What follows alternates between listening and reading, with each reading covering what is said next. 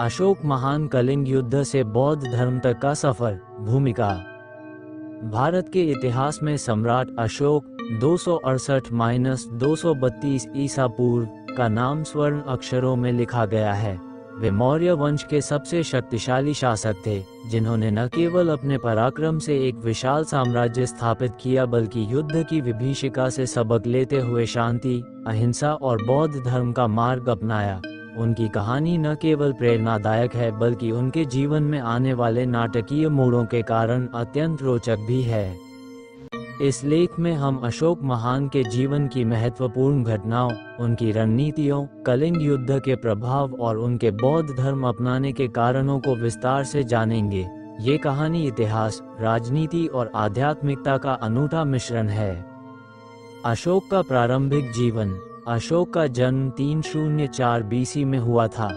वे मौर्य सम्राट बिंदुसार के पुत्र थे और चंद्रगुप्त मौर्य उनके दादा थे। अशोक बचपन से ही एक कुशल योद्धा और बुद्धिमान शासक के रूप में प्रसिद्ध थे। उनके भाई सुसीमा को राजगद्दी का मुख्य दावेदार माना जाता था, लेकिन अशोक की काबिलियत ने उन्हें बिंदुसार का पसंदीदा पुत्र बना दिया। युवा अशोक को उनकी वीरता और प्रशासनिक कौशल के कारण तक्षशिला का राज्यपाल बनाया गया। तक्षशिला उस समय विद्रोहों से ग्रस्त था, लेकिन अशोक ने अपनी कुशल नीतियों और सैन्य रणनीतियों से वहां शांति स्थापित की। इस सफलता ने उनकी लोकप्रियता को और बढ़ाया, लेकिन ये लोकप्रियता उनके सौतेले भाइयों को पसंद नहीं आई। अशोक के खिलाफ षड्यंत्र रचे गए और उन्हें मगध छोड़ने पर मजबूर कर दिया गया, लेकिन नियति ने उनके लिए कुछ और ही तय कर रखा था। राजगद्दी की लड़ाई और अशोक का राजा बनना। बिंदुसार की मृत्यु के बाद राजगद्दी के लिए घमासान संघर्ष हुआ। अशोक के भाइयों ने उन्हें सत्ता से दूर करने की कोशिश की, लेकिन वे अपनी सैन्य शक्ति और रणनीति के बल पर विजयी हुए। कहा जाता है कि उन्होंने अपने 99 भाइयों की हत्या कर दी थी, हालांकि इस दावे की ऐतिहासिक पुष्टि नहीं है।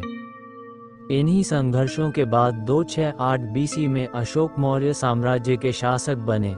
उनका राज्य उत्तर में हिमालय से लेकर दक्षिण में कर्नाटक तक और पश्चिम में अफगानिस्तान से लेकर पूर्व में बंगाल तक फैला हुआ था। राजा बनने के बाद उन्होंने अपने साम्राज्य को और मजबूत किया और कई क्षेत्रों में विजय प्राप्त की, लेकिन उनकी सबसे महत्वपूर्ण विजय, जिसने उनके जीवन को पूरी तरह बदल दिया, वह थी कलिंग युद्ध। कलिंग युद्ध एक निर्णायक मोड़। कलिंग, आधुनिक ओडिशा, एक स्वतंत्र राज्य था जो अपनी संस्कृति और वीरता के लिए प्रसिद्ध था। अशोक ने इसे जीतने का संकल्प लिया और 261 बीसी में उन्होंने कलिंग पर आक्रमण कर दिया। युद्ध की भयावहता। इस युद्ध में लगभग 1 लाख सैनिक मारे गए, 1,50,000 लोग बंदी बनाए गए। हजारों मासूम नागरिक भी युद्ध की चपेट में आ गए।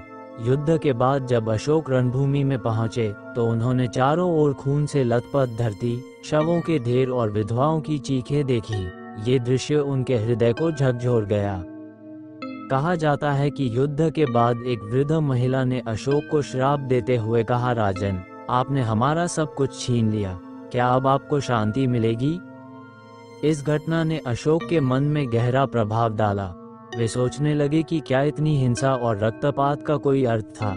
यही वह क्षण था जब अशोक ने अहिंसा और शांति के मार्ग पर चलने का निश्चय किया।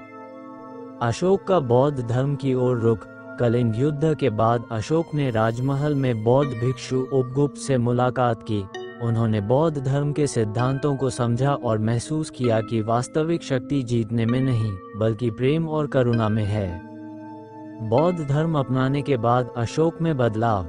उन्होंने हिंसा का त्याग कर दिया और अहिंसा का मार्ग अपनाया। उन्होंने अपने पूरे साम्राज्य में धम्म धर्म का प्रचार किया। उन्होंने बौद्ध संघों का समर्थन किया और कई बौद्ध स्तूपों का निर्माण करवाया।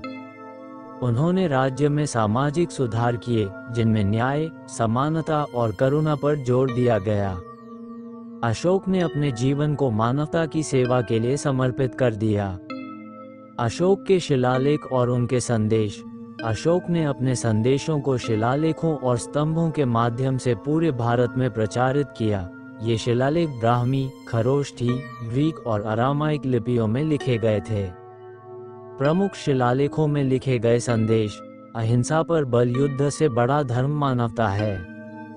धार्मिक सहिष्णुता, सभी धर्मों का सम्मान किया जाना चाहिए।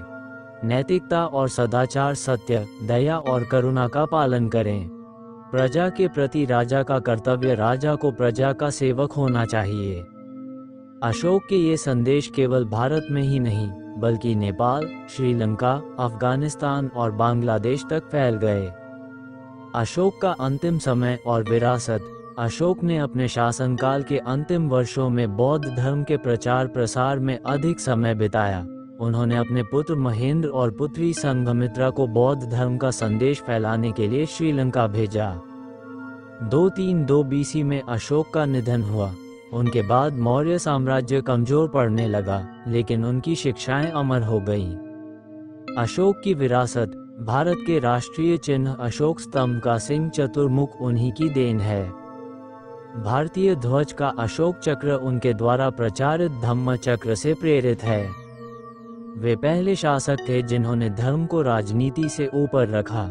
सम्राट अशोक की कहानी केवल एक राजा की नहीं बल्कि एक इंसान के आत्म परिवर्तन की भी है। एक शक्तिशाली सम्राट जिसने हिंसा के बल पर विजय प्राप्त की थी, वही अहिंसा का सबसे बड़ा संदेशवाहक बन गया। उनकी यह यात्रा हमें ये सिखाती है कि शक्ति का सबसे बड़ा उपयोग विनाश नहीं बल्कि सृजन और कल्याण में है। अशोक महान की कहानी आज भी हमें अहिंसा, सहिष्णुता और करुणा का महत्व समझाने के लिए प्रेरित करती है।